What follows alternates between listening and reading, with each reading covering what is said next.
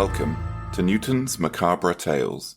To find more free short stories, visit www.newtonwebb.com with 2 B's. The Tokoloshe by Newton Webb. 2015, Johannesburg. Tap, tap, tap.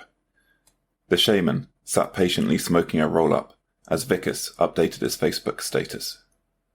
Finally, putting down his phone, he looked at the shaman, who seemed nonplussed by his intrusion. "I heard you can get rid of people and make it seem like natural causes." The shaman nodded ploddingly, as though through a torpor. Wikus snapped his fingers at the man. "Focus! Christ!" "Well," he tossed a photograph of a smartly dressed man. "My brother inherited everything. I need him gone, so we can get this fixed." A toothy grin gradually spread across the shaman's face. His eyes remained unfocused. His voice was deep and slow. "You wish to lose a Tokoloshe?" Raising his eyebrows, he gave a frustrated sigh. "Whatever you call the serviceman, demon, assassin, witch, I don't care. Just get him gone." The shaman's eyes focused for the briefest of moments, causing Wikus to jump as they locked eyes with him in a moment of the clearest clarity. "The Tokoloshe must be paid in 5 years hence. It will find that which you love the most and take it from you." Snorting, Wikus said mockingly, "Joke's on you, old man. I don't love nothing. I am untouchable." The shaman cackled. Wikus tossed down 50,000 rand in front of him in several stacks of notes. "Perhaps the Tokawaka will take cash." Hurried, gathering up the money, the shaman grew serious. He hid the money in a metal toolbox, looking out of place amongst the tribal aesthetic. "Get it done," Wikus said, as he turned and left. 2020, New York. The night sky was black vellum dusted with diamonds. Smooth jazz played as the family sat waiting quietly, with a whole roast salmon being portioned in front of them by Jones, their butler. Wikus surveyed his family with his feet up on the table, smoking a cigar. "Why's everyone so quiet?" They looked down at their plates and refused to make eye contact. "Tracy, tell me, did you like the dress I bought for you?" His wife raised her head and managed a wan smile. "It was beautiful. Thank you so much, darling." A hard edge crept into his voice. "And yet you don't appear to be wearing it." Tracy froze. "I didn't want to get any mess on it." Wikus laughed. "Now that's what I'm talking about. Some respect." A collective gasp of relief was released by his family as he reached for the wine. Spitting the wine out, he yelled, "What is that?" He could have sworn that for just one moment he had seen a tiny, hairy child facing away from him. Blinking, it was gone. His family were frozen in terror. "What are you looking at? Eat your dinner." Pulling out a small silver pen, he undid the back of it.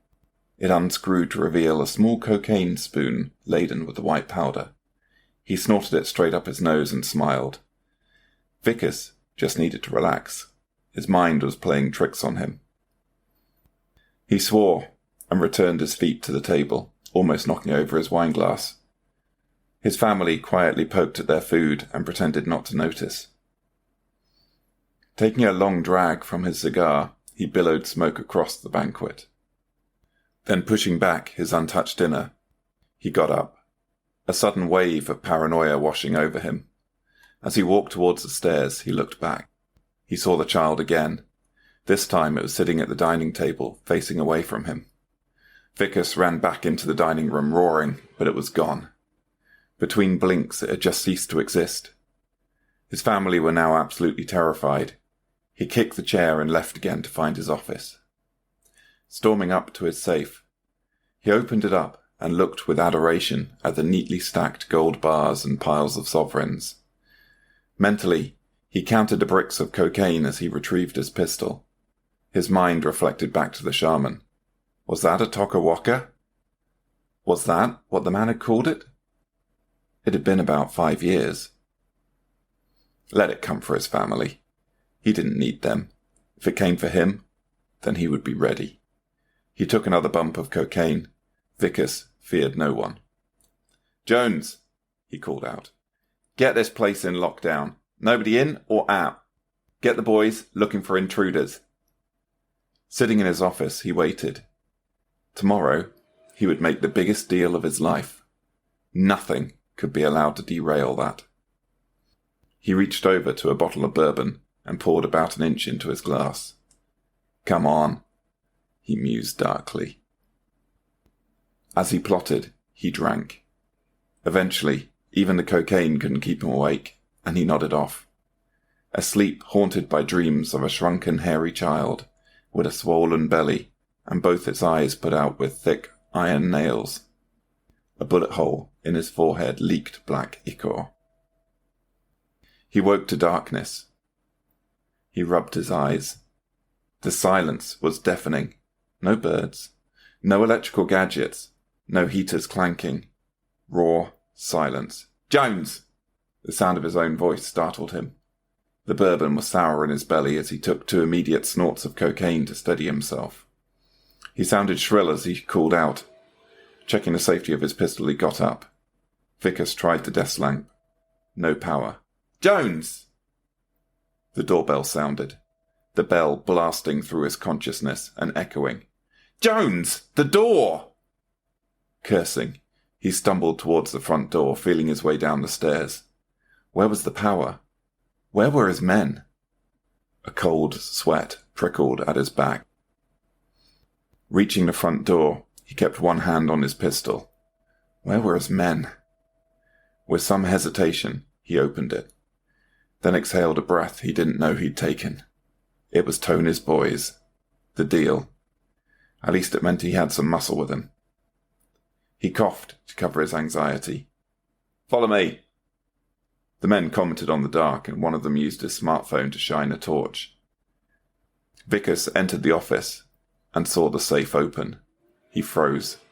It had to be Jones. Nobody else had access to his safe. "You act like a person who's going to make Tony very upset, Mr. Wikus." The cold voice floated in from behind his shoulder. He snarled and spun. "It's just Wikus!" The 2 men were spreading out. They had their pistols aimed at him. "Right now, I get the feeling that we can call you whatever the fuck we want, Mr. Wikus." Moving behind his desk with his hands in the air, he managed a sickling grin that fell to abject terror. Pointed behind them, he cried, "Look!" They didn't look. They didn't even twitch. And as they gunned him down, the Tokoloshe behind them just watched, its hideous face devoid of expression. Tracy lay in the motel, arms around her 2 sleeping kids. She was so exhausted, yet sleep eluded her. Was that? Yes, in the shadows. Suddenly, she froze with fear. A scream locked in her throat. An eyeless, hairy grotesque waddled towards her. It stood for a while watching her, then placed a wooden box full of gold sovereigns next to her bed, and softly padded back into the shadows to disappear. Thank you for listening. To get notified every time a new episode is released, please click follow or subscribe and turn on all notifications. If you enjoyed this episode, then please take a moment to rate Newton's Macabre Tales. Reviewing allows the podcast to grow.